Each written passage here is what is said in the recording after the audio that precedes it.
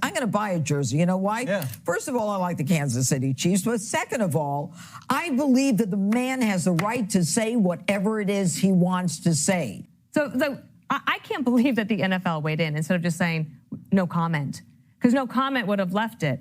But choosing to be offended is a choice.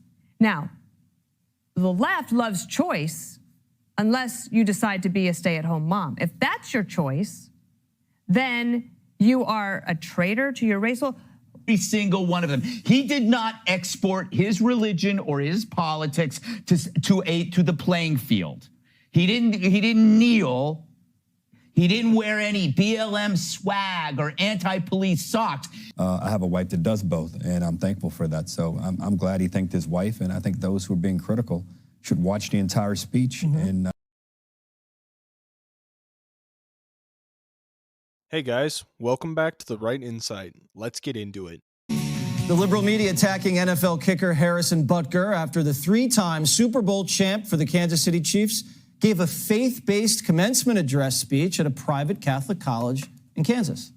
Some of you may go on to lead successful careers in the world, but I would venture to guess that the majority of you are most excited about your marriage and the children you will bring into this world. I'm on this stage today and able to be the man I am because I have a wife who leans into her vocation. But it cannot be overstated that all of my success is made possible because a girl I met in band class back in middle school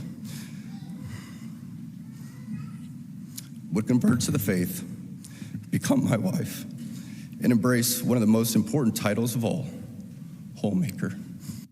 Butker's defense of faith setting off a media firestorm, even his own league's involved.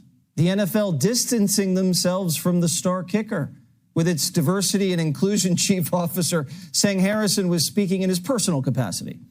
Headlines trashing Butker as a jerk, a bigot, racist, sexist, and homophobic. Who is he to tell us? Don't speak for us. I think that's kind of the thing. Stop speaking for women out there. Somebody gets up and says that sort of thing to somebody like yourself or your daughter. It's just outrageous. I think he has mother issues. He probably was left alone because she was busy with her career. He's angry. Do the therapy. it's unbelievable what Butker was saying in this speech, saying that women might be better off staying at home instead of pursuing careers. It's 2024. Yeah, I mean, that's insane. But their outrage just made Butker's star burn brighter. Sales of Harrison's jersey are skyrocketing. And he's finding support in unusual places. Whoopi Goldberg coming to his defense. These are his beliefs, and he's welcome to them. I don't have to believe them. Right. I don't have to accept them.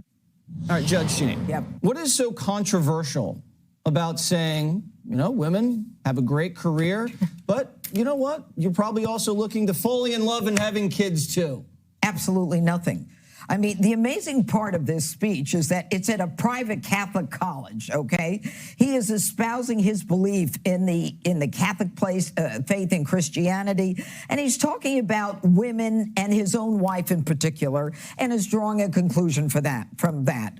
And it is amazing in this country that people are willing to trash him for his beliefs, and even the NFL apparently is coming out and saying he doesn't speak for the NFL. Well, when Colin Kaepernick was trashing cops as pigs and trashing the American flag, the NFL didn't come out and say he doesn't speak for the NFL.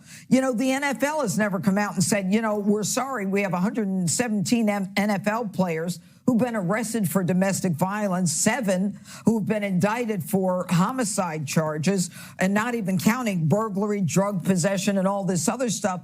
Now they want to take him down because he says something that is innocuous. If you don't like it, don't listen to it. Now his jerseys are going up in terms of sales. I'm going to buy a jersey. You know why? Yeah. First of all, I like the Kansas City Chiefs, but second of all, I believe that the man has the right to say whatever it is he wants to say.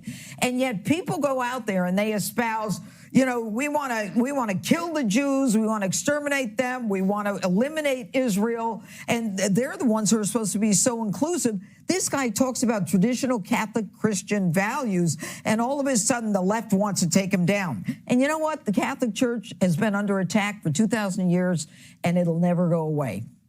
Dana, why do you think the outrage over something that just seemed so benign. I think partly it's social media, and also because hot takes are popular, right? And everybody gets a choice on how to react to everything. And a lot of people choose not to listen, not to read the room. The jerseys are all sold out in all the women's sizes. Interesting. And so the NFL actually makes money on that. So I can't believe that the NFL weighed in instead of just saying no comment, because no comment would have left it. But choosing to be offended is a choice.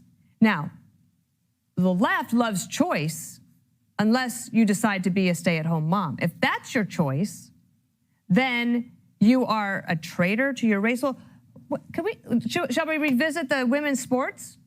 Trans men in women's sports? Do you want us to have that conversation again? You want to get outraged about that? I'm glad that Whoopi Goldberg is true to her beliefs and willing to stand up. It reminded me a little bit of when NBC all marched in lockstep because they were so outraged that Rhonda McDaniel might actually go on the network, and everyone said the exact same thing, and not a soul said, oh, actually, I don't think it's such a bad idea. Whoopi Goldberg was at least willing to do that. Good for Whoopi. Greg, it's almost like they just heard him say women should stay home barefoot and pregnant in the kitchen. Judge Dana Wright, it doesn't matter what they heard because it wasn't for them. They are intruding in on that moment by their choice. You select the times that you want to manufacture the outrage. Yes. That's why they're a bunch of phony jerks. Whoopi was right. The rest of them, they're a bag of assholes. That entire clip is a giant bag of a-holes. Every single one of them. He did not export his religion or his politics to the playing field. He didn't kneel. He didn't wear any BLM swag or anti-police socks. He was making a pro-Catholic speech at a pro-Catholic university.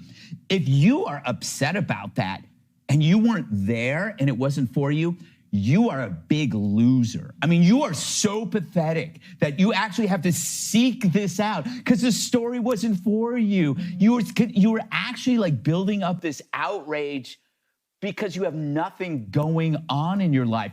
God forbid you actually listen to his message. You might actually find out that, wow, you know what? Maybe he's got a point. None of these people, I bet, few of these people were upset, over the Chiefs drafting a man who choked his pregnant girlfriend, right? I bet that didn't kind of play. That wasn't on their, X timeline, but here they are. It's, oh my God. You know what? There's so many things out there that could upset you if you choose, but you're choosing it. And I just have to ask, what does the DEI office at the NFL do? What do you actually do? This. I think they put out diversity inclusion. What do you do? Do you actually look at the team and go like, we need a black quarterback, we need a white linebacker? What do you actually do? I thought that the NFL is based on like who's the best athlete. That has nothing to do with DEI. It's competence. It's meritocracy. You're a bunch of losers. And Harold Ford Jr. So I share the view. I share Whoopi Goldberg's view about this. I think everyone has the right to say. I think everybody around the table has echoed. Everyone has the right to say what they want. Whether you agree with them or not is a different thing. I think that the most important thing is that women now have options to do whatever they want to do in life. Can be professionals, can stay at home, can do both. I have a wife that does both, and I'm thankful for that. So I'm glad he thanked his wife, and I think those who are being critical should watch the entire speech and understand that the reason we're proud to be Americans is because we can all be proud in our own right to be the American we want to be. Or go outside. Don't watch the speech. Just go outside and do something with actual people. But if you're going to have an opinion on it, I don't disagree with it. If you want to have an opinion, you should at least watch it. And get off your phones. Yeah, get off your asses. Okay, Greg, that's enough. I'm sorry, but when I saw, I could tell. I could just tell that they have no concept of how to like actually prioritize things in their life. When they're like, how dare he say that? It's like, why don't you just do something? Or if like the producers say, you should be really outraged about this. Exactly. Like, well, thanks, I'll make up my own mind. Thank God we don't do that here. We never listen to the producers at all. What an absolutely ridiculous overreaction we just witnessed from the perpetually outraged liberal mob. As usual, they are melting down over perfectly reasonable comments while giving an absurd pass to actual criminal behavior in their ranks. Jesse raised an excellent point. The modern outrage machine on the left has become utterly unhinged and disconnected from reality. When remarks about traditional family gender roles send them into hysterics, you know the bar for causing offense has been lowered to a level of pure parody. As Greg mentioned, there are literal convicted felons among their progressive heroes that they make excuses for. But some quaint ideals about household chores stop the presses. Judge Janine hit the nail on the head. Why is this the controversy du jour for the cancel crowd?